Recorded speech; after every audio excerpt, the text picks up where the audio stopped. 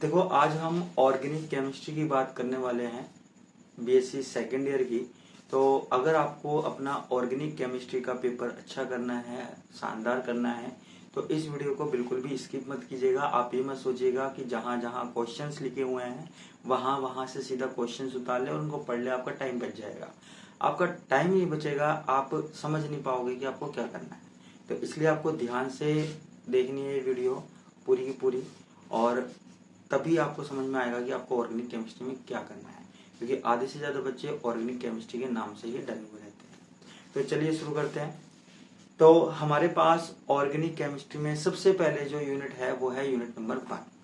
अब unit number 1 में क्या है? देखो, यूनिट नंबर 1 में सबसे पहले आपको जो 6 टॉपिक मैं आपको बता रहा हूँ वो आपको जरूर पढ़ने हैं।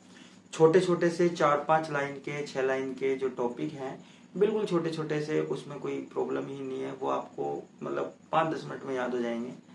वो टॉपिक आपको पढ़ने हैं, जैसे बैथोक्रोमिक शिफ्ट है, हाइपरक्रोमिक शिफ्ट है, हाइपोक्रोमिक शिफ्ट है, हिप्सोक्रोमिक शिफ्ट है, ऑक्सोक्रोम है, क्रोमोफोर है। 3-3, 4-4 लाइन के ये टॉपिक है, ये आपको पढ़ने हैं। ठीक है, इनमें से आपको 1 या 2 टॉपिक आपको जरूर मिलेंगे, शॉर्ट नोट के रूप में जरूर मिलते हैं। ये क्लियर है? इसके बाद आपके पास एक बियर लैम्बर्ट नियम है। बियर लैम्बर्ट नियम आपको एक बार सोल्व करके देख लेना, वो आपको मिलेगा।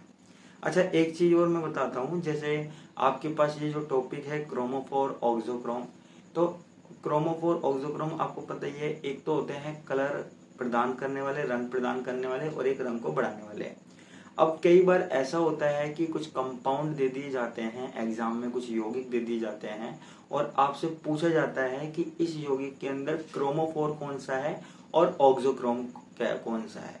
ये कई बार एग्जाम में हुआ है, ऐसा आया है। तो आप सॉल्व पेपर में भी देखोगे या आपकी बुक में देखोगे, तो आप देखना कि क्रोमोफोर कौन सा होता है और ऑक्सोक्रोम कौन सा होता है। ठीक है, तो ये देखना, बिल्कुल देखना। हो सकता है कोई सा भी एग्जाम्पल पूछ ले, जैसे मान लो आपको नाइट्रोबेंजीन दे दिया, नाइट्रोबेंजीन दे दिया, आपसे पूछा कि यहाँ पे नाइट्रोबेंजीन में जो नाइट्रो ग्रुप है वो क्या काम करता है, ऑक्सोक्रोम है या क्रोमोफोर है। फिनॉल दे दिया, फिनॉल में आपसे पूछ लिया ये जो OH ग्रुप है वो क्या काम करता है। ठीक है, तो इस तरीके से आपको दे दिया जाता है। इसके अलावा आपको एक पढ़ना है इलेक्ट्रॉनिक संक्रमण। इलेक्ट्रॉनिक संक्रमण के 4 प्रकार होते हैं। तो अगर इलेक्ट्रॉनिक संक्रमण आएगा तो पूरा का पूरा आएगा, जैसे सिग्मा से सिग्मा स्टार, पाई से पाई स्टार, नॉन बॉन्डिंग से सिग्मा स्टार, और नॉन बॉन्डिंग से पाई स्टार। ये इलेक्ट्रॉनिक संक्रमण 4 प्रकार के आएंगे। अब ये भी अगर सीधा सीधा टॉपिक आ जाता है तो कोई प्रॉब्लम नहीं है, लेकिन कई बार ऐसा होता है कि आपको कोई कंपाउंड दे दिया जाएगा, जैसे मान लो कोई अल्कोहल दे दिया या फिर कोई एल्डिहाइड कीटोन दे दिया, कोई सा भी कंपाउंड दे दिया, और आपसे पूछा जाएगा कि इसमें कौन सा इलेक्ट्रॉनिक संक्रमण है। जी हाँ, आप पिछले साल के एग्जाम पेपर देखोगे, आपसे पूछा जाएगा कि कौन सा इलेक्ट्रॉनिक संक्रमण इसमें है। अब आप ये कैसे बताओगे? देखो, जहां पर आपको केवल सिंगल बॉन्ड मिलते हैं, सिग्मा बॉन्ड मिलते हैं, तो वहां पर होता है सिग्मा से सिग्मा स्टार ट्रांजिशन। जहां पे आपको पाई बॉन्ड मिलता है वहां होता है पाई से पाई स्टार ट्रांजिशन। जहां पे आपको नॉन बॉन्डिंग मिलता है, यानी कि ऑक्सीजन के ऊपर लोन पेयर जैसा कुछ मिलता है, तो वहां पे होता है नॉन बॉन्डिंग से सिग्मा स्टार। और जहां पर पाई बॉन्ड भी है और लोन पेयर भी है, तो वहां पे नॉन बॉन्डिंग से पाई स्टार। इस तरीके से आपको बताना है, मतलब कुछ कंपाउंड दे दिए जाएंगे और आपसे पूछा जाएगा कि इनमें किस तरीके का संक्रमण है। ये कई बार पूछा गया है बीच बीच में, तो एक बार आप नजर डाल के जाना, नहीं वैसे तो शॉर्ट नोट है ही। तो ये आपके पास एक क्वेश्चन हो गया। और हाँ, एक वुडवर्ड फ्यूजन नियम है। वुडवर्ड फ्यूजन नियम में क्या होता है, एक आपको कंपाउंड दे दिया जाएगा, पूरा वुडवर्ड फ्यूजन नियम नहीं पूछेगा। अगर पूरा वुडवर्ड फ्यूजन नियम पूछा तो फिर तो ये एक काम करेगा, आपका 5-6 नंबर का पूरा वुडवर्ड फ्यूजन नियम पूछ लेगा, लेकिन ऐसा नहीं होता है जल्दी से। तो आपको कोई एग्जाम्पल दे दिया जाएगा, कोई भी बेंजीन की रिंग बना दी, 2-3 वलों को आपस में जोड़ दिया, और आपसे पूछा जाएगा कि इसमें जो लैम्बडा मैक्सिमम है वो क्या होता है। वुडवर्ड फ्यूजन नियम में कुछ इस तरीके का कंपाउंड है, वो दे दिया जाएगा वुडवर्ड फ्यूजन नियम में, और इसमें पूछा जाएगा कि लैम्बडा मैक्सिमम क्या है। ठीक है, तो ये आपको एक पूरा का पूरा क्वेश्चन इसमें से मिल जाएगा, और बिल्कुल छोटा है, तो अगर आपको अच्छे से नंबर लेके आने हैं ऑर्गेनिक केमिस्ट्री में तो ये यूनिट तो आपको बिल्कुल छोड़नी नहीं है, क्योंकि बाकी यूनिटों में रिएक्शंस आएगी, तो रिएक्शंस का आपका कुछ पता नहीं कि आप क्या करके आते हो क्या नहीं करके आते, मुझे नहीं पता। इसका अथवा वाला भाग है, अथवा वाले भाग में इसमें ज्यादा कुछ नहीं है, एक तो कंपनों के प्रकार, एक हुक का नियम और एक किसी यौगिक का स्पेक्ट्रम आपसे बनवा लिया जाता है। लेकिन मेरी बात मानिए तो आप फर्स्ट वाला भाग ही पढ़ना, सेकंड वाला भाग मत पढ़ना, इसके चक्कर में मत पढ़ना, आपसे नहीं हो पाएगा। आप वो फर्स्ट वाला भाग पढ़ लेना, सिंपल है, आपका 1 घंटे में तैयार हो सकता है। उसके बाद आपके पास है सेकंड यूनिट है। सेकंड यूनिट में आप सभी को पता है अल्कोहल, फिनॉल, ईथर 3 पार्ट है। अब आप कहोगे सर इतना ज्यादा कैसे, बिल्कुल है ज्यादा। अब यहाँ पे जो क्वेश्चंस ज्यादा आता है वो आता है कंप्लीट द रिएक्शन, मतलब आपको रिएक्टेंट दे दिया जाएगा और आपको प्रोडक्ट दे दिया जाएगा, मतलब एक क्वेश्चन आने के इतने चांस होते हैं। अब यहाँ पे ये रिएक्शन दे दिए, प्रोडक्ट दे दिए, अब आप कहोगे सर कुछ और बताओ, तो यहाँ पे अगर कुछ और, तो एक काम करना, आप अल्कोहल, फिनॉल और ईथर में से कोई से भी 2 पार्ट पढ़ लेना, एक काम करना। अब देखो अल्कोहल में से कुछ क्वेश्चंस बता रहा हूँ जो शॉर्ट नोट में आ सकते हैं, जैसे ऑक्सीकरणीय विदलन, ऑक्सीडेटिव क्लीवेज, ये टॉपिक है लेड वाला PbIO4 से। इसके अलावा अल्कोहल की अम्लीय प्रकृति, अल्कोहल और फिनॉल की अम्लीय प्रकृति की तुलना करा सकता है, तो वो जरूर देख के जाना। इसके अलावा अल्कोहल की जो यूनिट है, एक तो पिनाकोल, पिनाकोलोन पुनर्विन्यास, ये रिएक्शन बार बार कई बार रिपीट हुई है, तो ये रिएक्शंस को आप जरूर देख के जाना, पिनाकोल, पिनाकोलोन पुनर्विन्यास। क्लियर है। इसके अलावा अगर कुछ इसमें से आ सकता है अल्कोहल में से, तो डाईहाइड्रिक ट्राईहाइड्रिक अल्कोहल पे शॉर्ट नोट पूछ सकता है, बहुत कम चांस है लेकिन फिर भी थोड़ा बहुत चांस है, लेकिन जो बाकी की चीजें बताइए वो तो है ही। इसके बाद आता है फिनॉल, फिनॉल में वही कंपेरिजन वाला क्वेश्चन। उसके अलावा इसमें जो नेमिंग रिएक्शन है ना, 4-5 नेमिंग रिएक्शन है, वो जरूर काम आती है, जैसे लेड्रेड क्रिया है, होबेनहोस है, राइमर्टिमान अभिक्रिया है, फ्रीज पुनर्विन्यास है, ये ऐसी केमिकल रिएक्शन है फिनॉल की जो काम में आती है, मतलब आती है एग्जाम में, है ना, शॉर्ट नोट में, तो ये जरूर पढ़ना। उसके बाद लास्ट बचा है ईथर। ईथर में आप क्या पढ़ोगे, ईथर में एक तो आप रिंग ओपनिंग, वलय का खुलना, मतलब ईथर की जो वलय है, एपोक्साइड, एपोक्साइड आता है ईथर के अंदर, एपोक्साइड, उसकी जो वलय है उसको कैसे खोला जाएगा। मुझे ईथर में और कोई क्वेश्चन ज्यादा आते नहीं है, ईथर सबसे छोटा पार्ट है, सबसे छोटा पार्ट। आप चाहो तो पूरा पार्ट पढ़ सकते हो, लेकिन इसमें जो वलय का खुलना अम्ल या क्षार की उपस्थिति में, वो आपको करना है। इसके अलावा एक जीसल्स मेथड है, जीसल्स विधि है, तो वो आपको करनी है। तो ये आपके पास क्या हो गया, यूनिट सेकंड आ गई। उसके बाद है unit number third. Unit number third कौन सी है, एल्डिहाइड एंड कीटोन। अब इसमें क्या करना है, अब इसमें भी देखो आपके पास कंप्लीट द रिएक्शन आने के पूरे पूरे चांस है।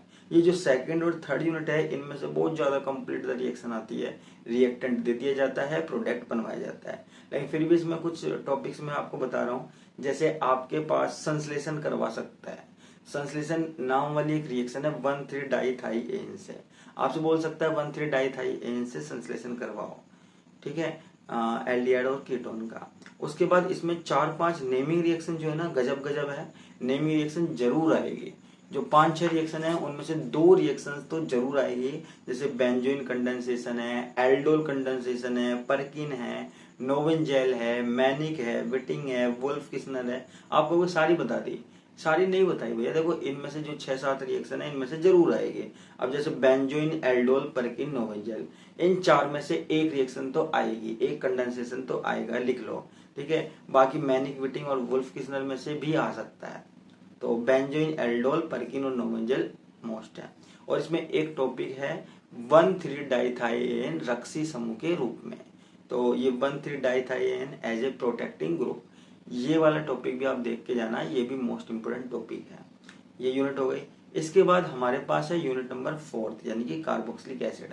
अब कार्बोक्सिलिक एसिड में 2 बड़े बड़े पार्ट है, अब किया जाए तो क्या किया जाए।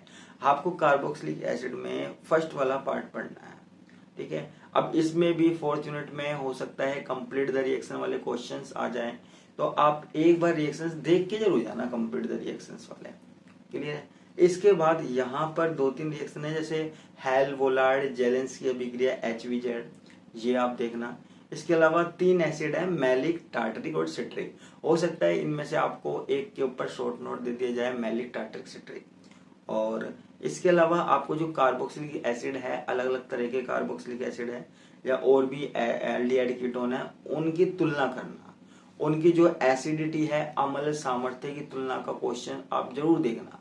देखो मैं बार बार बता रहा हूँ, ये अम्ल सामर्थ्य है, एसिडिक स्ट्रेंथ है, या तो ये आपसे एल्कोहल वाली यूनिट में पूछ सकता है, एल्कोहल फिनोल में से, या कार्बोक्सिलिक एसिड वाली यूनिट में से पूछ सकता है अम्ल सामर्थ्य। तो इन दोनों में अम्ल सामर्थ्य जरूर पढ़ के जाना। और एक डाई कार्बोक्सिलिक अम्ल पे शॉर्ट नोट, ये आपको देखना है। ज्यादा टॉपिक नहीं बताया, यूनिट बहुत बड़ी थी, ज्यादा टॉपिक नहीं बताया। इसके बाद है यूनिट नंबर 5। देखो यूनिट नंबर 5 में मैंने 2 भागों में बांटा गया है, एक तो नाइट्रो एल्केन एंड नाइट्रोएलिन, और एक है एमाइन। तो आप नाइट्रो एल्केन और नाइट्रो एलिन कर लीजिए, संश्लेषण की विधि और उसकी जो मतलब केमिकल रिएक्शन है वो पढ़ लीजिए। साथ में एक पिक्रिक एसिड और है इसमें, तो पिक्रिक एसिड वाला क्वेश्चन आप उठा सकते हो। क्लियर है? तो ये आप पढ़ सकते हो, इसमें से आपको एक क्वेश्चन पूरा पूरा मिलने की चांस है। लेकिन फिर भी अगर आप थोड़ा और रिस्क नहीं लेना चाहते, ये रिस्क वाली बात हो जाती है, तो आपके पास जो एमाइन वाला पार्ट है ना, वो जरूर पढ़ना। नाइट्रो एल्केन और नाइट्रो एलिन को छोड़ो, अमाइन वाला पार्ट पकड़ो। अब अमाइन वाले पार्ट में क्या है वो देखना। तो सबसे पहले तो 1 डिग्री, 2 डिग्री, 3 डिग्री अमाइन का पृथक्करण आपको करना है। ठीक है, उसके बाद ग्रेब्रियल थैलेमाइड रिएक्शन आपको पढ़नी है, ग्रेब्रियल थैलेमाइड और हाफमान ब्रोमाइड अभिक्रिया। ये नेमिंग रिएक्शन इसमें बहुत ज्यादा मोस्ट है। ठीक है, 2 ही रिएक्शन बताइए। इसके अलावा एक टॉपिक है इसमें, प्रावस्था स्थानांतरण उत्प्रेरक। ये प्रावस्था स्थानांतरण उत्प्रेरक मोस्ट टॉपिक है ये भी, और इतना यहाँ तक पढ़ लेना। और अगर इससे मन नहीं बढ़ता है तो एक जो डाई एजोनियम और एजोह्यूमन अभिक्रिया है, इसमें रिएक्शंस है एजोह्यूमन की, डाई एजोनियम या डाई एजोटाइजेशन जिसको बोलते हैं, एजो कपलिंग बोलते हैं, एजोह्यूमन बोलते हैं, ये देखना। और इसकी जो रिएक्शंस है आप बिल्कुल वो देखना, क्योंकि इसमें से मिलने के बहुत बहुत बहुत चांस है। तो एमाइन में भी मैंने आपको कम से कम टॉपिक बताए हैं। तो देखो एक बात और आपको बताता हूँ, फिजिकल केमिस्ट्री के लिए मोस्ट क्वेश्चंस के लिए और बाकी सब्जेक्ट के लिए भी, सेकेंड ईयर वालों के लिए भी।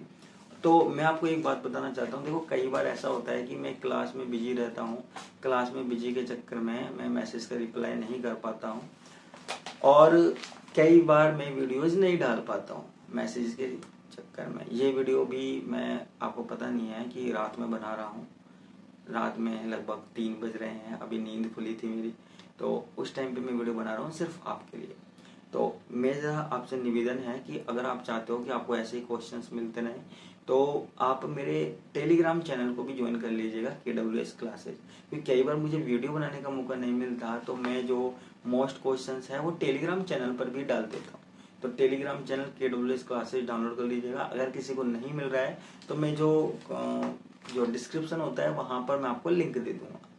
क्लियर है? इसके अलावा मेरे YouTube चैनल को सब्सक्राइब तो आपने किया होगा, नहीं किया है तो कर लीजिए, आपके काम आएगा इस साल भी, अगले साल।